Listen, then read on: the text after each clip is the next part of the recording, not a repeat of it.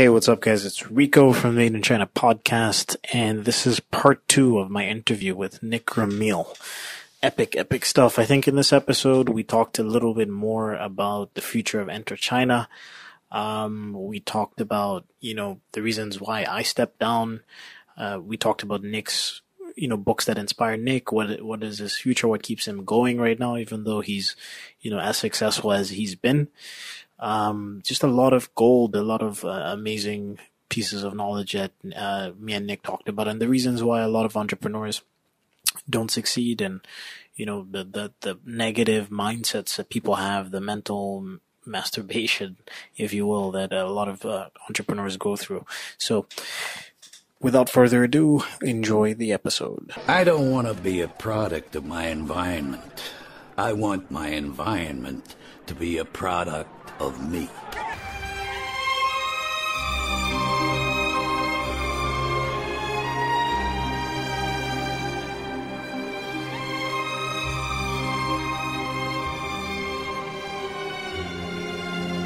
Obviously, our relationship's in a good place. What about you and Tim? How has that evolved since you started to focus more on Brink and now back with DC, and then Tim with Vincero and other projects?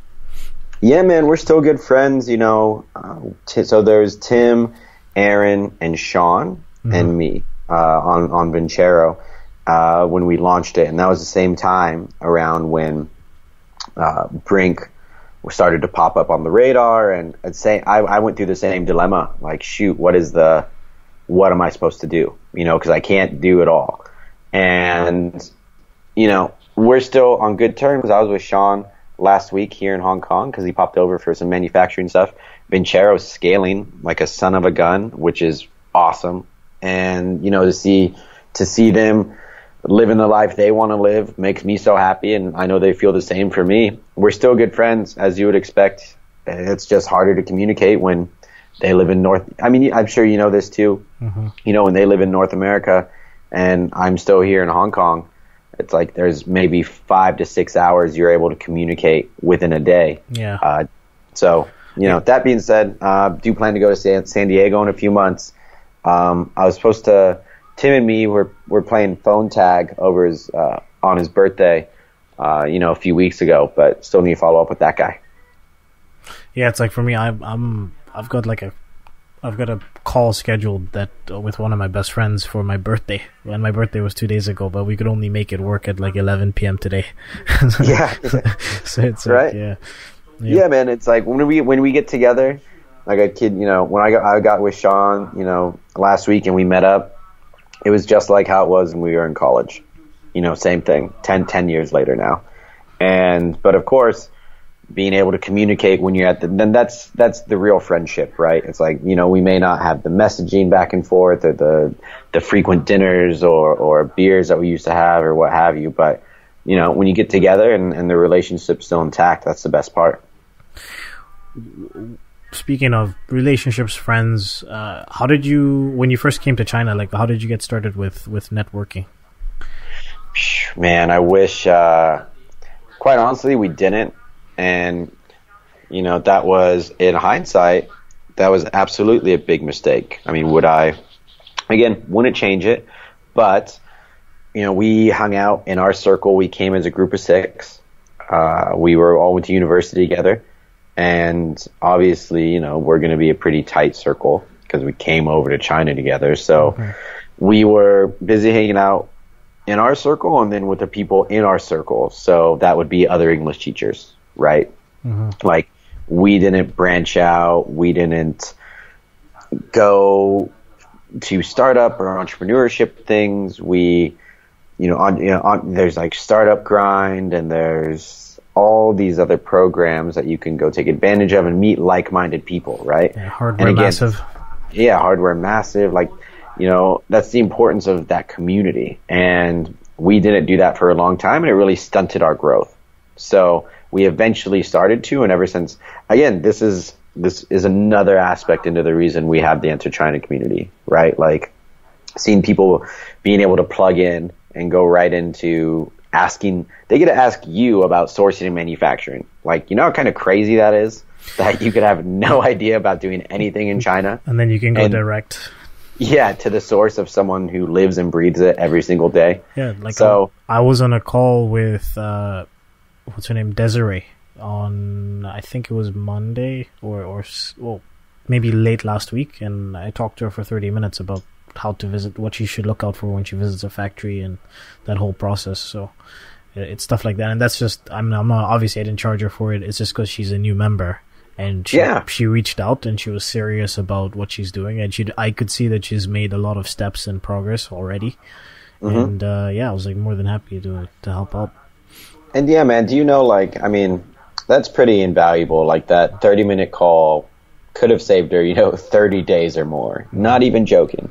And that's fantastic. So yeah, and for anybody who goes anywhere new, and regardless if you're doing business or life or whatever it is, whatever you're interested in or whatever it is you want to learn about, there's a community, there's groups, there's meetups, there's Facebook groups, there's forums, blogs, you name it, go after it, right? Because what's better than getting involved in the scene right away? I remember we stuck to ourselves, and then we stuck to the circles we knew, and that was absolutely a mistake. So you mean me and you both like to go out, or at least I've cut down a lot. I'm still cutting down. I just don't have the time, and it is a distraction to a certain extent. Oh yeah. And I think that especially when you're teaching English in China, it's like you're making $3,000 a month, potentially more, and then you're spending maybe $600 to $1,000 on expenses, and everything else is disposable income. Yeah. How did you avoid getting distracted? Were you conscious about it?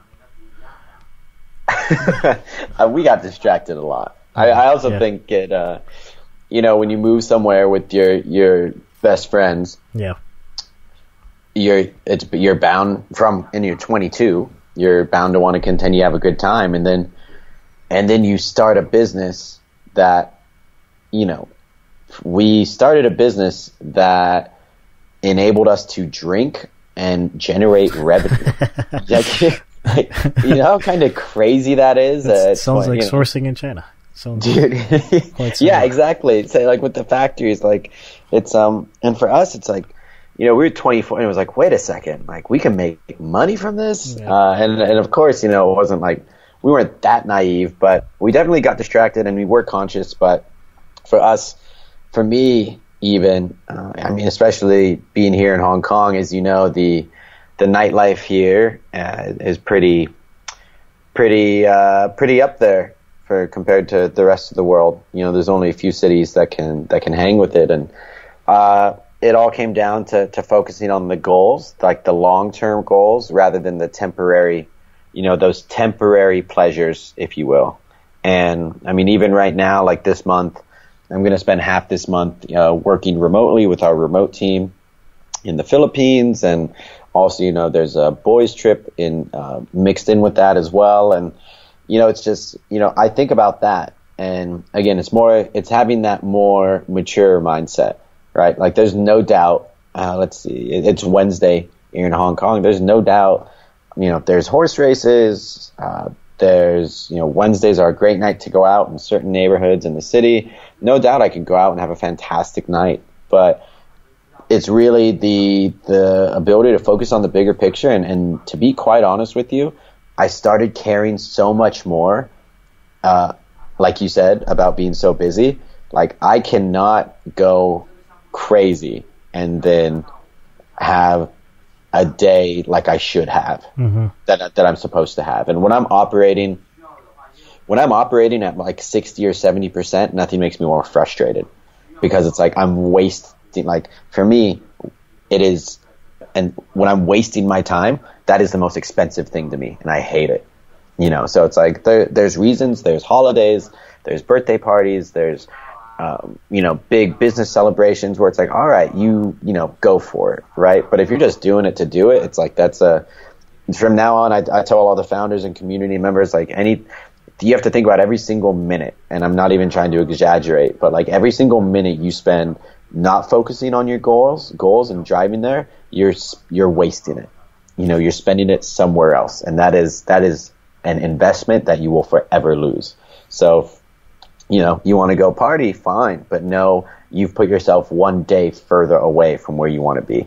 That's exactly how I feel. Like, I was talking to one of my buddies last week, and he was like, "Man, I think you're working too much," because I was talking about my schedule, and I was just like, "Man, like the way my days are set up, like I'm drinking green juice in the morning, protein shake, I'm going to the gym, I'm eating super clean, healthy food, grilled meats, no fat, vegetables, and whenever I eat whenever I eat my food, whenever I drink my protein shakes, whenever I drink the juice, I go to the gym, it gives me more energy to work more, and then I feel great about having, you know, accomplished however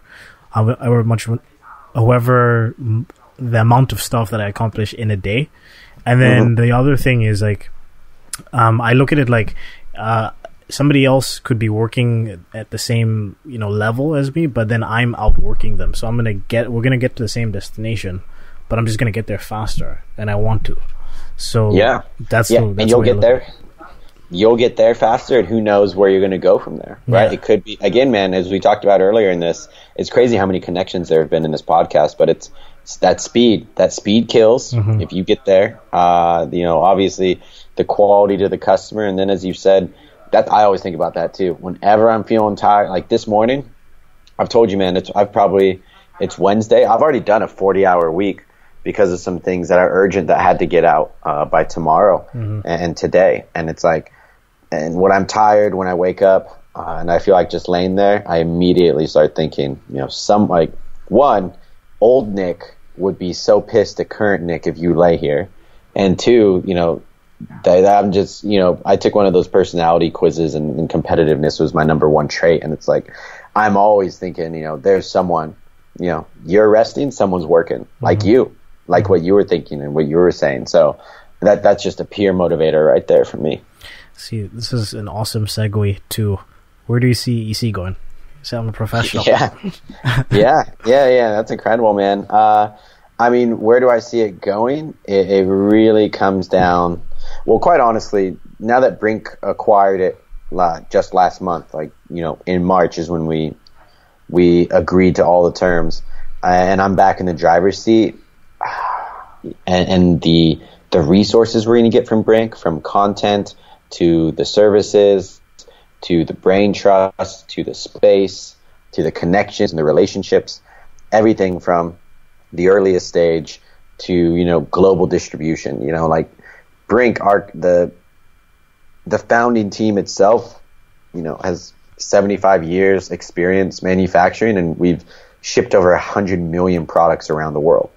You know, like then when you look at the way the team is built, like we've put together just teams of experts in their vertical, and we've just lined them up to understand the true, you know, scalability, the true at speed scalability of a hardware business. So where do I see it going is to the moon, man. I really, I feel like I'm back in Guangzhou when I'm working on it, and that's, you know, it's a really great feeling to have, and to be able to have the knowledge I have now about growing and scaling a business and putting all, you know, the majority of that energy into EnterChina and the community.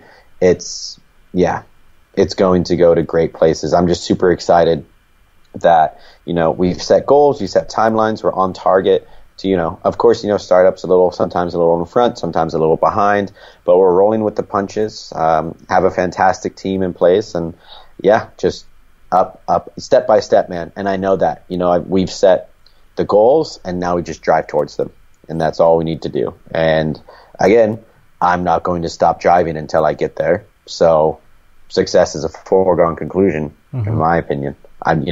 Just depends on when I'm going to get there.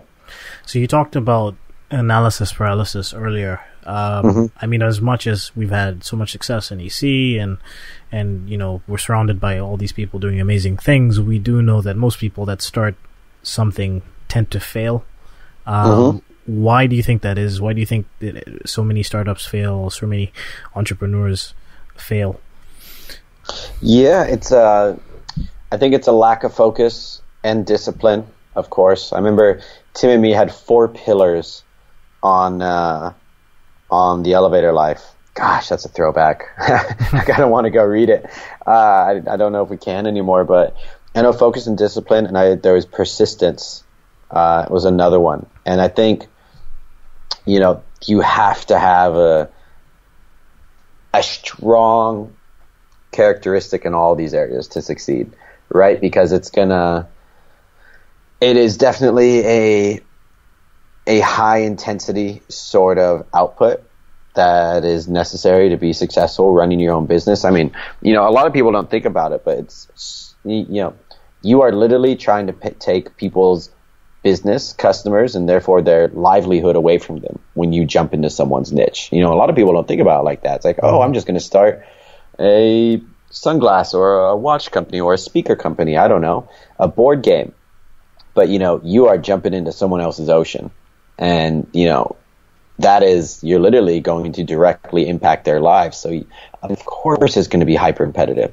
So if you don't have that focus and the discipline, and most importantly, that persistence to just continue and drive no matter what happens, until you reach your goals.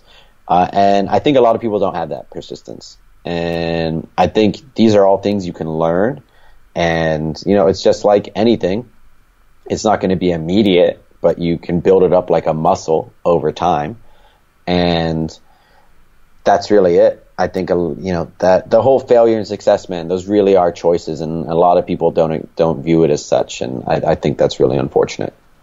So then what do you think when somebody's a new entrepreneur, what are the essential habits that they have to develop that can make or break them? Yeah, absolutely. Optimistic attitude is one I think I've always said that.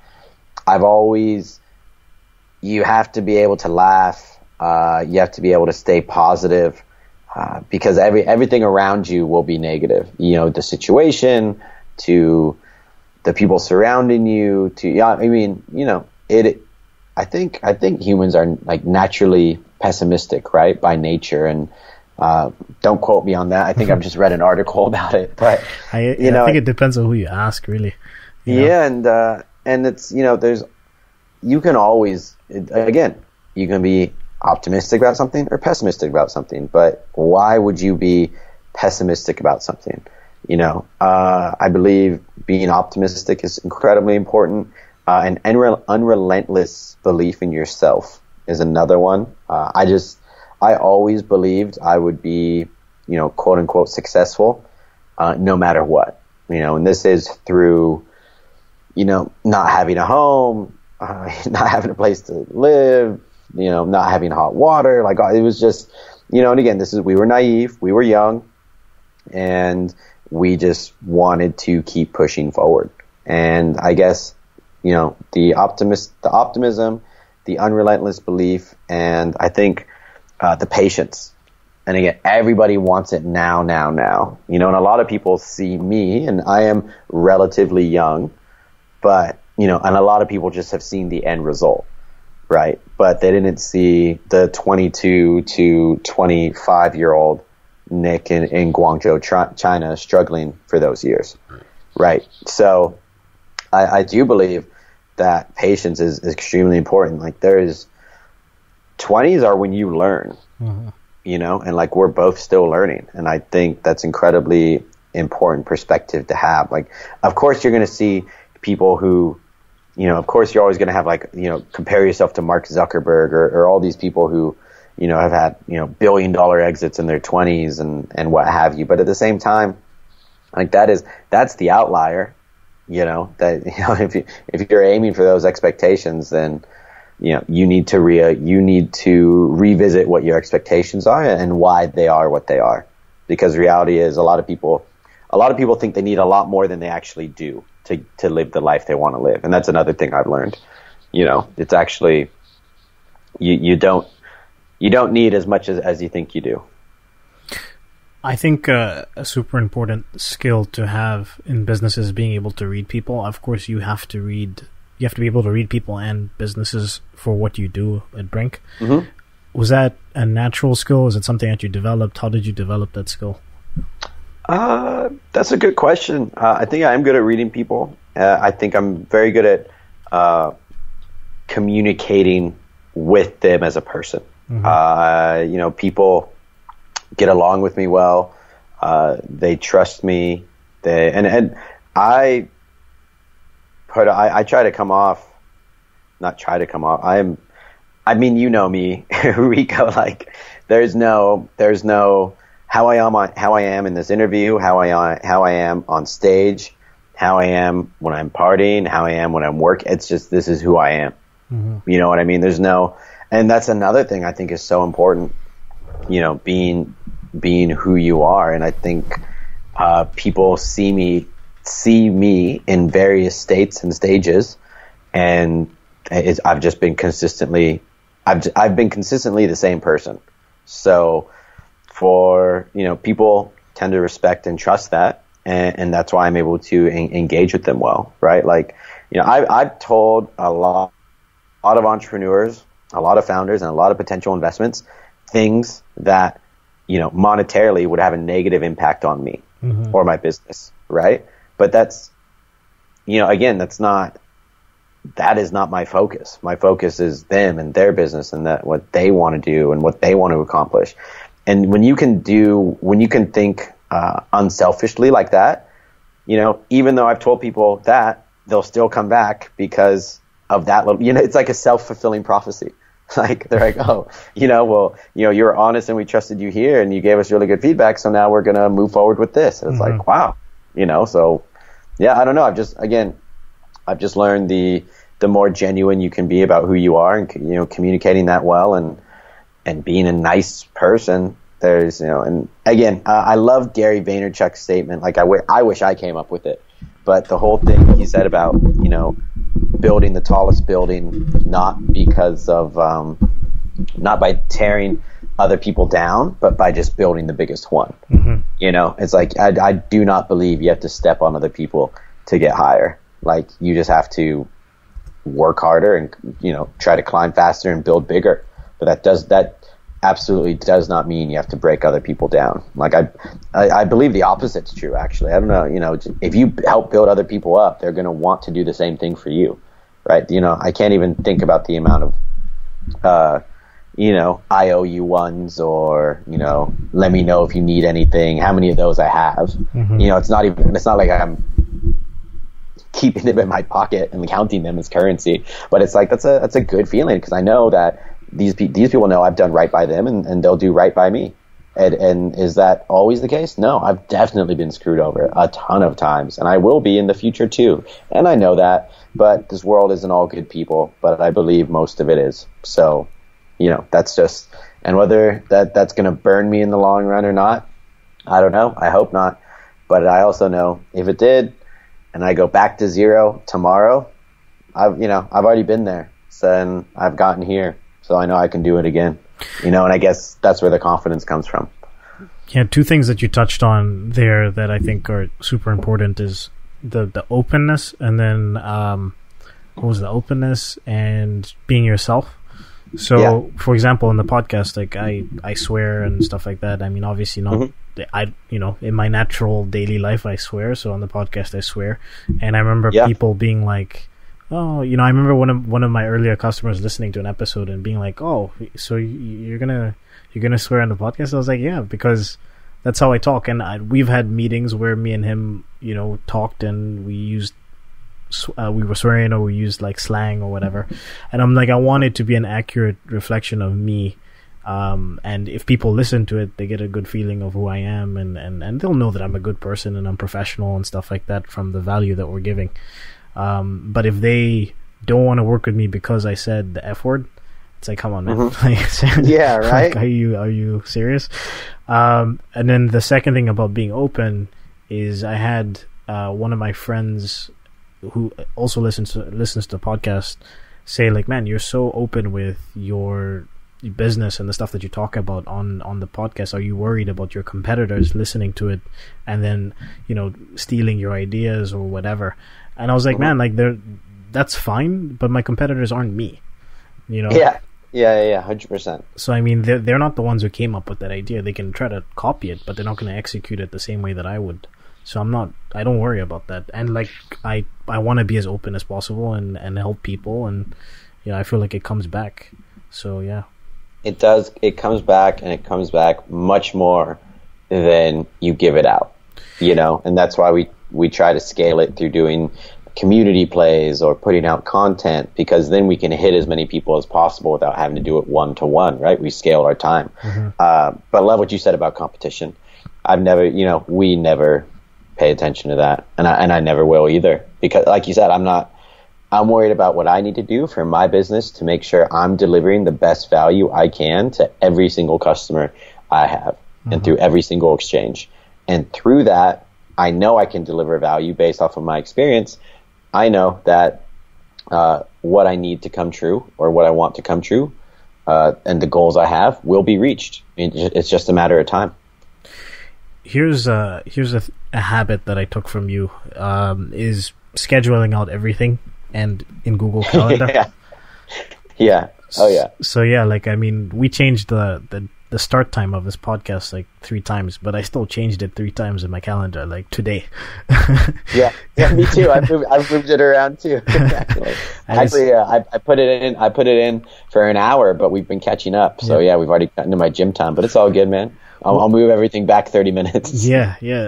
When did you start doing that? And is it something that you recommend every entrepreneur do? At what stage, I guess, do you recommend that they start to kind of schedule out their days so regimentedly? Yeah, I started, well, this is something, I used to just make to-do lists, mm-hmm. I used to make to-do and must-do lists. So I'd always do the must-dos before the to-dos, right? And then the nice-to-dos. So it's like, I prioritize my day, but until you actually assign time to it, you'd be surprised. I wonder how many people are listening to this podcast have opened a browser, checked Instagram, scrolled through Facebook, sent a WhatsApp message. And that's it's like, it's everybody's time. You'd be surprised how many minutes escape when you get distracted doing other things. Mm-hmm. So this is something I picked up about scheduling, like precisely scheduling. I picked this up from Brink and from Bay at Brink, one of the co-founders, and that taught me a lot about and actually Bay and Manav, the 2 co-founders of Brink, they do this religiously, even though they do move things around. Like, it's just good to know where you believe you'll be spending your time and where it actually goes. Yep. And it just helps, like, when I look at my schedule, it's easier to make plans with people, or it's easier to say no, because I think that's a big issue that people have when they get started off is saying no to events and like calls and things like that. But if you have your schedule planned out, like, it's just not going to fit in, Yeah, for me, it's it was learning that, and then realizing, once I realized how important my time is, mm-hmm. I guess that was a big light bulb moment for me. And I think this is the most valuable asset we have, and we need to be everyone. This is the most valuable asset everyone has, and they all need to be aware of how you're spending it, because I cannot believe tomorrow is Thursday. And then I just clicked on my calendar. It's like, I have 30 free minutes tomorrow from 9:30 to 10 a.m. And outside of that, I'm booked up until 10 p.m. tomorrow. This includes lunch and gym time and things like that. But, outside of that, like, that's my day tomorrow. And I don't even have to think about what I'm doing. I know what I'm doing. And I know what my outputs are going to be from all these things that I'm doing. And they're pushing me closer to where I want to go. I never have to think, what am I doing now? Because I get a reminder, at, 3:50, 4:50, 5:50, any of those times. Oh, by the way, here's your next hour. It's like, great. Some time to transition. Do I need to stretch, whatever, and then get after it. What's your mindset now versus when you first started out? Well, what drives you now? Man, as I said at the beginning, just supporting other entrepreneurs. And of course, I love supporting all people. Don't get me wrong. But I do know if I can support business owners. Like many of my investments are in the health tech space. It's like, for me, if I can support these founders build their health tech companies, you know, these products will be touching millions of lives in the next few years, and knowing I've had a part in that. You know what I mean? That's, of course, I could go, you know, give my time to other places. But again, when you look at it, I don't want to say with a business perspective, but from an impact perspective, the fact that I'm able to have help influence that impact faster, sharper, and better makes me super excited. And as you know, as we've talked about, this is my dream right now. It's pretty crazy. And that's when I realized time is flying. And if I can help more people accomplish this, as you know, that's the goal, man. When I get to see EnterChina members, you know, who have crashed in my spare bedrooms or my spare apartments, or who I've seen down on their luck, or who have been on, you know, their final string and they need a little bit of help, and to see them, you know, get me a slice of pizza or buy me a drink or, you know, something like that, you know, and it's like, you know, just, again, man, that gets me going. It's like, it's the coolest thing to see people win. I love watching people win. You just reminded me of a picture that you sent. I don't know if you sent it in the WeChat group or if it was on Facebook, but it was like a picture of you sitting down with like Zam, Maurice, Alex, and maybe one other EC member. And I was just thinking to myself as I looked at that picture, I was like, I started out with a lot of these guys. Like I remember Maurice and all these guys, like we were just teaching English. And it's like now they're in Vietnam traveling because they have, you know, successful or relatively successful like online businesses. And dude, we were in Ho Chi Minh. We all met together. It's like freaking now Zam's in Europe right now. I take off to the Philippines in 2 weeks. Maurice is in Thailand. Alex was just traveling all of Asia. Like what is like, dude? I told them, you know, you could ask them like. I just had a huge smile on my face. I just kept saying, like, this is so cool. Like, I couldn't get over the fact that, you know, these guys, you know, as you said, you guys all came in pretty much teaching English and trying to figure out how the hell to build a business. And for me to see you guys leverage the content, leverage the community, leverage Tim, leverage me, leverage the other people in the community, and now be closer to where you want to be so much faster than we were able to do it. Like that makes me just say, I need more. I need to do it more. You know what I mean? And that's why the Break EnterChina acquisition happened. Speaking of Maurice, I think he wanted me to ask you this question. How important do you think visualization and affirmation techniques are? Incredibly important. One of the, if not the most important thing I think entrepreneurs need to do on a regular basis. You said visualization and what else? Sorry? Affirmation, yeah. I do it every day, every single day. And I can tell you everything, because everything I used to see is what I do now. And everything I see now, I know I will do. Like once you make that first step, and again, like that unrelenting, like self-belief of these goals that, you know, if you would have knew me and my state of this and my state and stage of entrepreneurship and where I was, and if you would have known me at that time and heard the things I was saying, you would have thought I was a crazy person. You know, but like a few years later, I'm doing exactly what I said I would be doing and how I wanted to be doing it, you know, and that is, and I do believe it's because every single morning without fail, I do the motivational music, like the speeches. I think I've shared those with you, you know, would love to post that playlist on here somewhere. It's a Spotify playlist, right? Yeah, exactly. Yeah. It's called My Life Music. And I've like curated my favorite 20, 30, positive speeches. I do that. And then I listen to, you know, my favorite songs that amp me up. And then, you know, it's just, again, I think you have to appreciate everything. You know, like I appreciate every single thing. Like I'm looking around right now, you know, on my table, and it's like little thing of coconut water. Like I have some coconut. I remember I'd come to Hong Kong from Guangzhou, and I'd be like, wow, they got coconut water in their 7-Elevens, wow, what a cool place. And like, I just loved it because it's like smart hydration.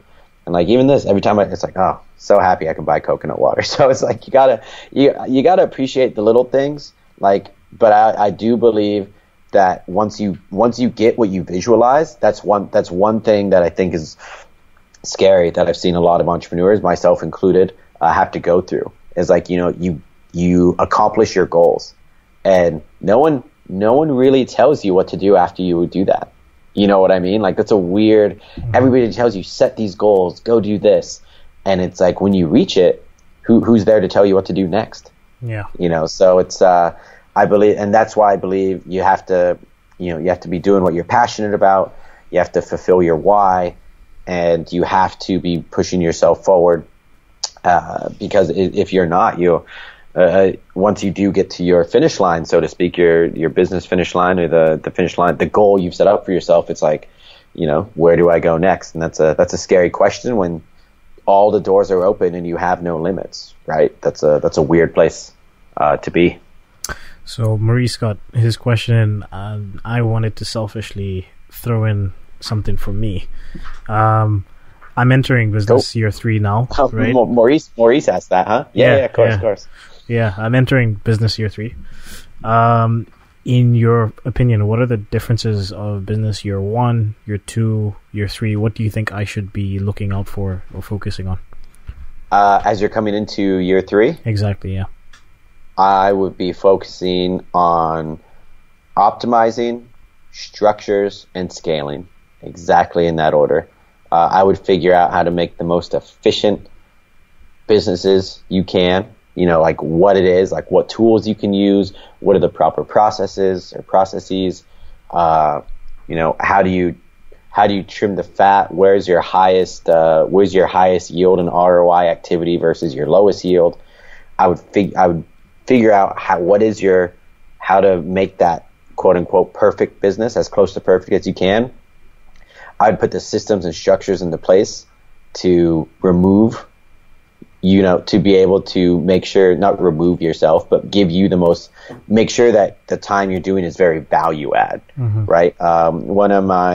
So perhaps the most successful of the founding team at Brink, I remember he told me every time he gets a piece of paper or work on his desk, he figures out how to never see it again before it leaves. And I was just like, this guy, he's, I can't go into too much detail, but when I met him, he was trying to buy something for a couple $100 million, dollars. And clearly, if someone's trying to make a purchase like that, they figured out a thing or two about how to, scale a business. And when he said that, I was like, whoa, like, I've never thought about, never thought about business like that. So yeah, man, I would optimize, I would system and structure the hell out of it. And then I would focus, I'd pour everything I have after I prove that it still functions. I'd pour everything I could into scaling and building and building and building, because that is, as you scale up and then everything becomes more attainable. And that's the goal, right? To grow and grow and grow. But for me, it depends on also what you want as an entrepreneur. Like for me, some people want to be location independent. Some people want to drive a Lamborghini. Some people, want to start a family and, settle down some like in a different part of the world. It all depends on you as a business. But for me, I feel, based off what I've known about your business and conversations we've had, like those would be the next 3 steps. What do you think are the differences generally between year 1, year 2, and year 3? Yeah, I think year 1 is people are trying to figure it out, like just in general. I think they're trying to figure, like year 1, you're just trying to see, like, will anybody transact with me, right? Will anybody give me money to do something? It depends on the niche, but year 1, I guess year 1, I'd put it as validating, and if you do validate it, then year 2, I think you're testing and figuring things out, right? Where it's like, oh, is this the idea? Is that the idea? What works, what doesn't work? And then I think year 3 is really the year where it's like, okay, I've proven this works. I've figured out how it works best. Now it's time to, optimize, structure, and scale this son of a gun. So I think that actually flows pretty well. That was kind of, like that's where I'd really put it, man. I would invest in yourself, make sure you're comfortable. And you're young, so you got a lot of years, and I would just hustle and hustle and hustle, because my biggest thing is, I'm one of the youngest team members now. I'm the youngest founding team member by quite a few years at Brink, and of the rest of the team there, I'm still one of the youngest. And I still see, as you get older, things do get harder. That's a universal fact of life, right? It does get harder to put in those 18-hour days. It is harder to, have less sleep. Your body can't handle as much.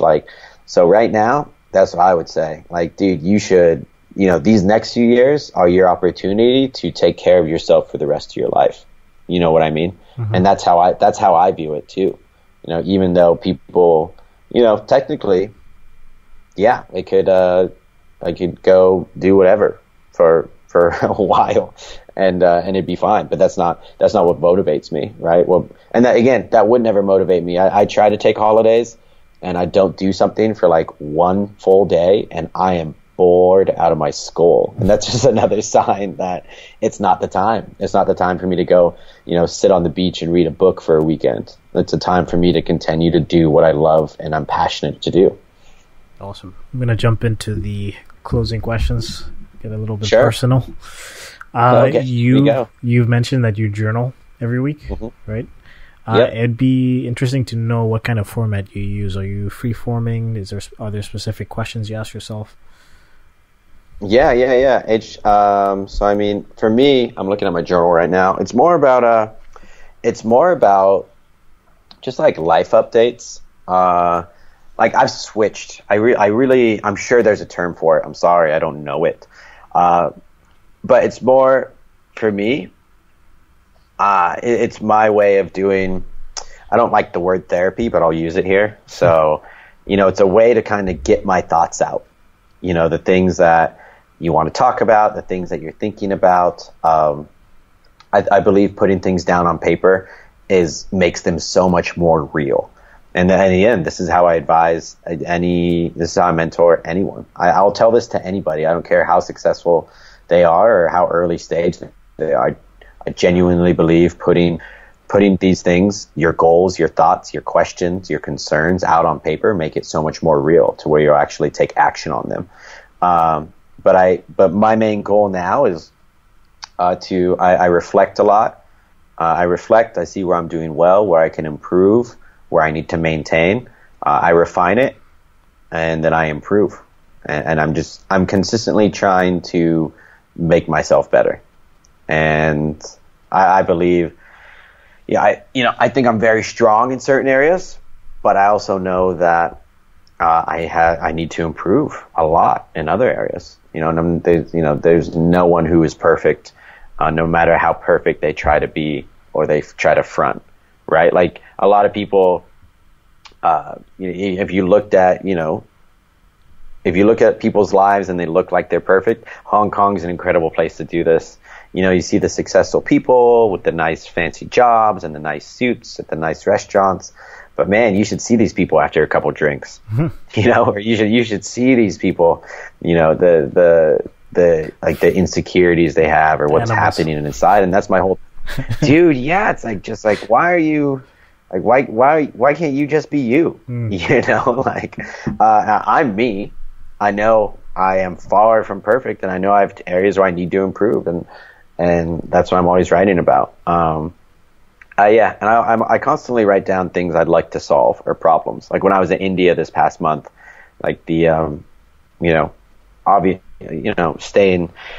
staying at some very nice hotels, and then you walk outside and there's people sleeping at the bus stops, people sleeping in the streets, and it's like, man, like why? Yeah, like literally, it's like why how do I make this gap not so big? I don't have an answer, but it's these little things where it's like, oh, I know I want to figure this stuff out, but it's just don't have the time. Right now, figuring out how I get to the position where I can actually make that great impact, whatever that is. Smallest thing you've done that's brought you the largest results in your business? Rate my days. End of every day. Another thing, I don't know if I've told you this either. I think maybe we've talked about it. Very simple, 0 to 10. And, 0's the worst, 10's the best. And then I'll write down, quick 1 to 2 sentences about why that day was what it was. And you would be shocked to see why. I believe you'd be shocked, I'm sure, if you did this for a few months to start tracking, why this is. What's the difference between a 7 and an 8? Why am I having 6s versus 9s? And it's like, it's all data, man. And again, this is a whole reflect, refine, improve thing. It's like, I love looking at this and saying, oh, that's interesting. Because, not to go into too much detail, but any day that was, a 5 or a 6 for me, the day before I'd done something that that was stupid. And it was like, well, okay, clearly you shouldn't be doing this. Mm-hmm. You know what I mean? And and I think that's something that, again, it's so easy. I have a reminder in my calendar every day at 6 p.m. Rate your day. And that's it. And it's just you're tracking, and you'll start to track these little tendencies. This is how, I noticed, dude, working with my investments, no matter how long, how late, whatever the topic, working with them through problems in customer development, customer discovery, planning for their launch. Those days may be the longest, but they were the highest rate. And that's when I was like, man, this is really what I enjoy. These are the most fulfilling days for me. And that's what brought it full circle back to EnterChina. You know what I mean? Like these little things that are so simple, but you learn so much about yourself are so important. Who were your role models starting out, and who inspires you now? Man, I would say they are the same role models as I had before. Tony Robbins, what a legend. And the fact that he has been doing the same thing for the past 30-ish years, and he's still a legend at it, and he still loves it. It's obvious. Like, that guy has nailed his why. Like he knows exactly why he's here, and he's monetized like a son of a gun out of it. But at the same time, look at all the value, look at all the lives he's changed, look at everything he's given to the people he works with. Like, doesn't get clearer than that.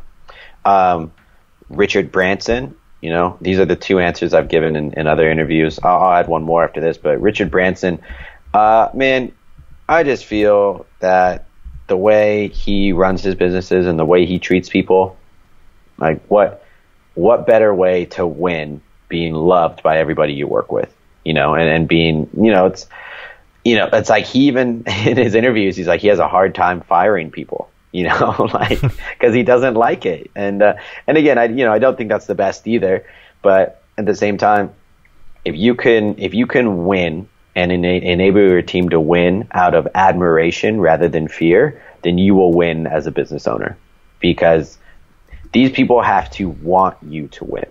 The people you work with, your staff, anyone, you need them to want. Having them push you forward is so much better than having them try to pull you back. You know what I mean? Like, your momentum is so much stronger. And then Gary Vaynerchuk, because of reading his book, Crush It, Tim and me applied some of that stuff to the elevator life. But what I love about Gary, one, he keeps it real. And I believe I try to keep it as real as possible too. Sometimes he goes a little off the side, but that's his personality. And what's most important, I love how real he is about the input and the hustle. How he's like, I'm doing 20-hour days. I want to buy a $4 billion business. And he's like, and this isn't for everybody. And I love that. Like, I don't think what you and me do, the amount of time we put in is for everybody. I know people who need, who don't need or want nearly as much. And I know people who are living a perfect, like their perfect lives right now, you know, with their businesses that they have at the stage they have them. And that's all I care about, dude. Just don't complain, figure out what you want to do, get there and be happy with it. And what I love is like, his whole thing isn't about getting everybody to $100 million exit. His whole thing is figure it out what you want to do and go do that and be happy that you're able to do it and don't complain. That's it. If someone were to understand you better, what 3 books, podcasts, blogs should they listen or read to? Yeah, absolutely. I think The Slight Edge, I always say that. That's, you know, influenced a lot still today about how I think. How to Win Friends and Influence People. That one as well is fantastic. And being able to, I think this has to do with the way I communicate and engage with people, definitely influenced me there. And How Successful People Think is another great book, because it's just, again, the mindset that you and me both share, like the commonalities. This is not, we were not born with it. We had some instilled in us, but these are things that were learned and practiced, and things that we, you know, had to actively improve on, like learning math or learning history. You know what I mean? The same thing. We had to learn to train ourselves to act and think a certain way. And because we were able to do that, we're able to enjoy, you know, things that that most people won't get to, you know? All right, Nick, I know it's much longer than you expected it to be, but I think this trim it down for the audience, man. I was just thinking to myself, I'm gonna make this into a 2-parter. You know, keep them wanting more. Cool, man. Is there anything that I didn't touch on that you wanna say before we cut the podcast? I mean, very simply, man, I would just love to say, if you are an entrepreneur out there, or if you think you're interested in entrepreneurship, or, you know, being a physical product entrepreneur, please come check out EnterChina. Reach out to us, you know, support at EnterChina.co, and get in touch. See what we can do. Nice. All right, Nick, man, thanks for being on the podcast. It's been an epic episode. Like, I think I'm probably going to do the 2 parts. Okay, and cool. If you guys want to reach out to me, that's podcast@sourcefineasia.com, and of course Instagram at sourcefineasia. I'm going to be, at this stage, I think when this podcast comes out, I'll have like my vlog going and Instagram videos up as well. Yeah. All right. Turn a 5-star hotel to a trap house. Roaches everywhere like. Hey, what's up, guys? Thanks for watching the video. Rico here, CEO of SourceFine Asia. If you like this video, you like this kind of content, you can check out more our Made in China podcast. Go to sourcefineasia.com/Made in China and hit the share button.